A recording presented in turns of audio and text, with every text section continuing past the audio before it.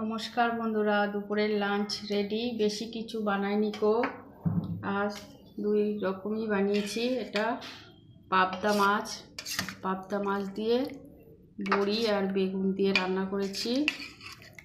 ছোট ছোট বেগুন, গাছেরই বেগুন। এটা পাবদা মাছের ঝোল আর ল্যাবড়া বানিয়েছি আজকে।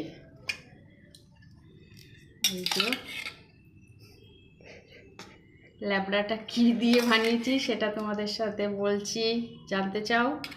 এটা হচ্ছে পুঁইশাক আছে এর মধ্যে, মূলো, বেগুন, তারপরে আলু, বড়ি দিয়ে করেছি এটা।